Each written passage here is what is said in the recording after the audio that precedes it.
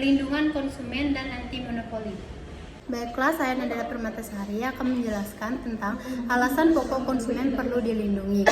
Melindungi konsumen sama dengan melindungi seluruh bangsa sebagaimana diamanatkan oleh Tujuan Pembangunan Nasional menurut pembukaan Undang-Undang Dasar 1945. 2. Melindungi konsumen perlu untuk menghindarkan konsumen dari dampak negatif penggunaan teknologi.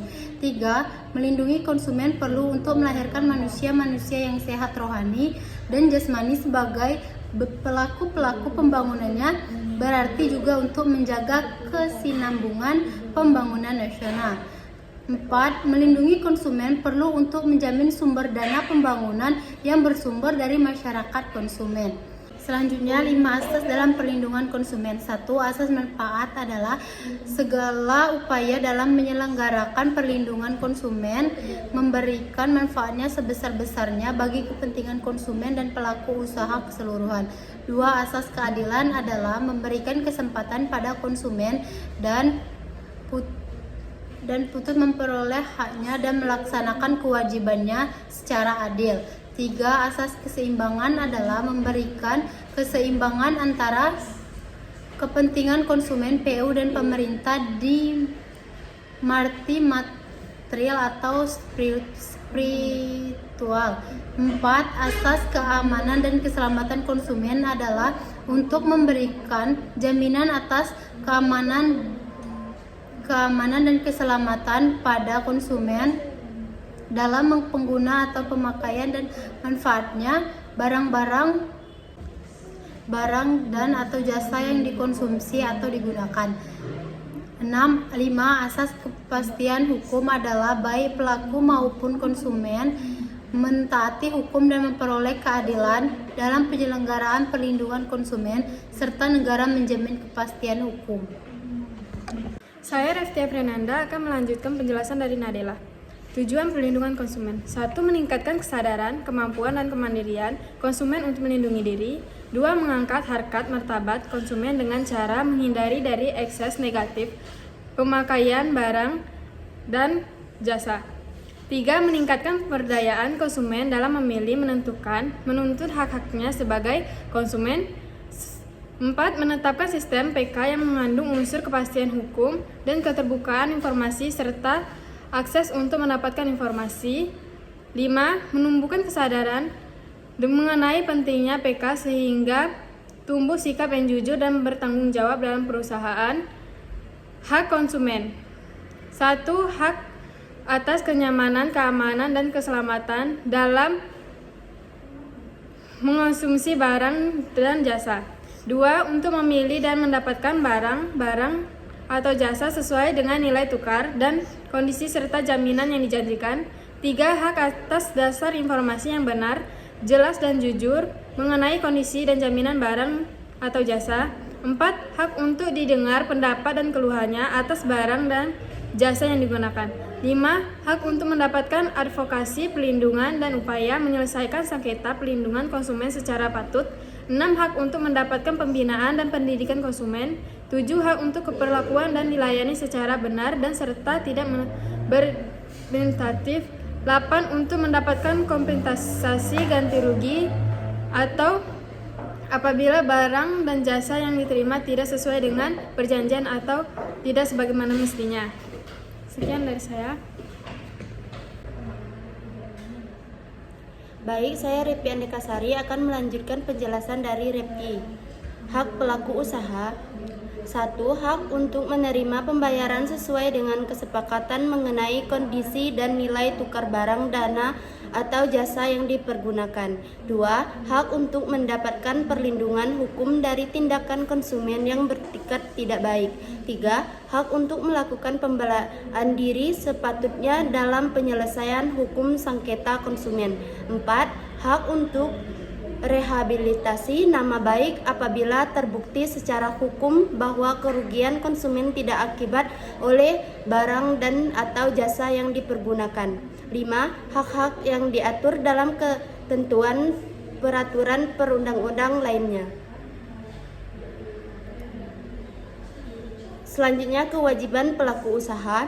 1. beritikat baik dalam melakukan kegiatan usaha. 2. Memberikan informasi yang benar, jelas, dan jujur mengenai kondisi dan jaminan barang dan atau jasa seperti memberi penjelasan penggunaan, perbaikan, dan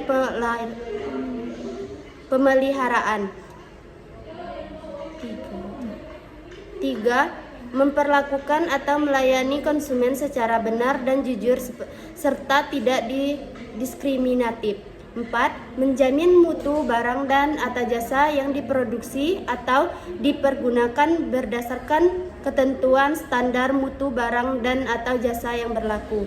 5. Memberi kesepakatan kepada konsumen untuk menguji dan mencoba barang dan jasa tertentu serta memberi jaminan dan garansi atas barang yang dibuat dan dipertanggungjawabkan. 6. Memberi kompensasi ganti rugi dan penggantian apabila barang dan jasa yang diterima dimanfaatkan konsumen tidak sesuai dengan perjanjian. Sakit mata, Bon. Saya Navita Zilviana akan melanjutkan penjelasan dari Revi Andika Sari.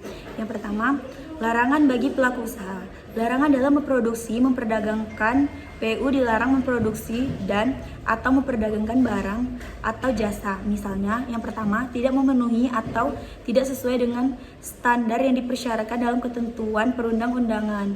Yang kedua, tidak sesuai berat bersih, isi bersih atau neto, dan jumlah dalam hitungan sebagaimananya yang dinyatakan dalam label atau etiket barang tersebut. Selanjutnya, kelembagaan perlindungan konsumen. Yang pertama, Badan Perlindungan Konsumen Nasional atau BPKN. Yang kedua, Lembaga Perlindungan Konsumen Swadaya Masyarakat atau LPKSM. Yang ketiga, Badan Penyelesaian Sengketa Konsumen atau BPSK. Saya Febriwanda Novita akan melanjutkan penjelasan dari Novita Zilviana. Selanjutnya ada prosedur beracara. Yang pertama, hak gugatan lembaga konsumen. Yang kedua, gugatan kelompok. Yang ketiga, beban pembuktian terbalik. Selanjutnya, tugas Badan Perlindungan Konsumen Nasional. Yang pertama, memberikan saran dan rekomendasi kepada pemerintah khususnya dalam penyusunan kebijakan di bidang perlindungan konsumen. Yang kedua, melakukan penelitian terhadap barang dan jasa menyangkut keselamatan konsumen. Saya Cynthia Zazalia Jana akan melanjutkan penjelasan dari Febriwanda. Hak gugat lembaga konsumen atau legal standing pasal 46 ayat 1 huruf C, yaitu LPKSM berbentuk badan hukum atau yayasan. Dalam adanya menyebutkan dengan tegas bahwa tujuan didirikan organisasi tersebut adalah untuk kepentingan PK, yaitu telah melaksanakan kegiatan sesuai dengan adanya. Selanjutnya yaitu gugatan kelompok class action pasal 46 ayat 1 huruf B, yaitu disebutkan gugatan kelompok harus diajukan oleh konsumen yang benar-benar dirugikan dan dapat dibuktikan secara hukum. Salah satunya diantaranya adalah bukti transaksi. Baiklah, saya Cynthia Marentina akan menjelaskan tentang anti monopoli.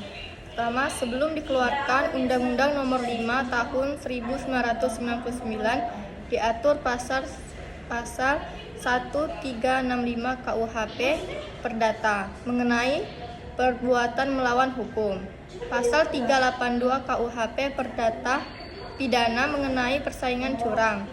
Tujuan agar mewujudkan iklim usaha yang kondusif sehingga menjamin adanya kepastian kesempatan berusaha antara pelaku usaha besar, menengah, dan kecil.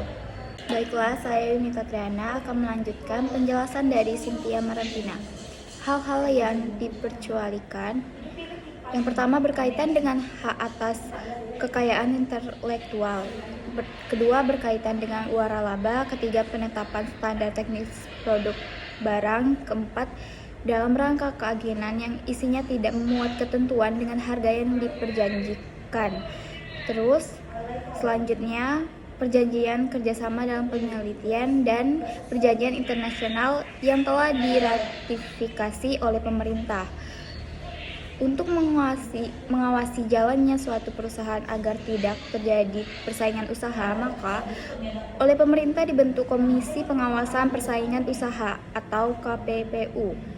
Kemudian tugas dari KPPU antara lain yaitu melakukan penelitian tentang dugaan adanya kegiatan usaha dan atau tindakan pelaku usaha yang dapat mengakibatkan terjadinya praktek monopoli dan atau persaingan usaha tidak sehat. Kemudian menjatuhkan sanksi berupa tindakan administratif kepada pelaku usaha yang melanggar ketentuan undang-undang ini. Bagi pelaku usaha yang melanggar Undang-Undang Nomor 5 Tahun 1999 dapat dikenakan sanksi administrasi dan sanksi pidana baik pokok maupun tambahan. Sekian, terima kasih. Sekian dari kami. Wassalamualaikum warahmatullahi wabarakatuh.